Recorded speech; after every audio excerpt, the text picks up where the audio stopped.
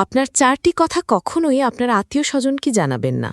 সবার সঙ্গে অবশ্যই আত্মীয়তার সম্পর্ক বজায় রাখবেন, তবে এটাও মনে রাখতে হবে সব আত্মীয় কিন্তু এক নয়।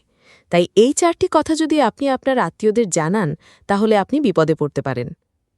১ নম্বর, আপনার আর্থিক অবস্থার কথা। কখনোই আপনার আর্থিক অবস্থার কথা আপনার আত্মীয়স্বজনকে জানাবেন না। আপনি যদি খুব দরিদ্রও হন, তাহলে সেটা বুঝতে দেবেন না।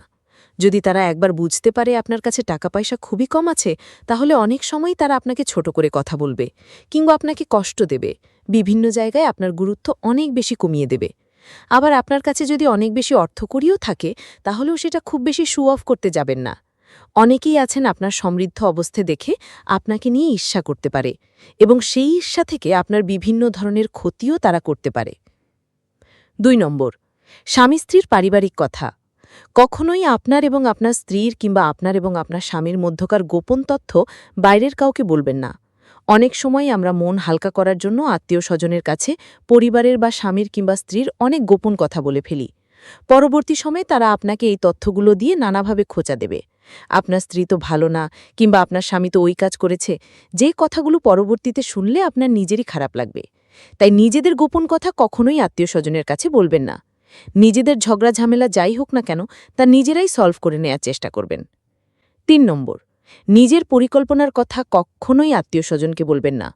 এমন কোনো পরিকল্পনা যেটা আপনি এখনও বাস্তবে রূপদান করতে পারেননি, মাত্র আপনি চিন্তা করছেন, এই ধরনের পরিকল্পনার কথা কখনোই আত্মীয় স্বজনকে জানাবেন না। অনেক আত্মীয় স্বজনই আছেন আপনার এই পরিকল্পনার কথা জেনে পরবর্তীতে এমন একটি কাজ করবে যাতে করে আপনি আপনার এই পরিকল্পনার কখনোই বাস্তবায়ন করতে পারবেন না। আর নজর বলেও কিন্তু একটি কথা আছে, তাই নিজের পরিকল্পনা গোপন রাখুন, তা বাস্তবে পরিণত হওয়ার আগ পর্যন্ত। ৪ নম্বর, পরিবারের অন্য কোনো সদস্যের দুর্বলতা বা গোপন কথা কখনোই আপনি আপনার আত্মীয় স্বজনকে বলবেন না।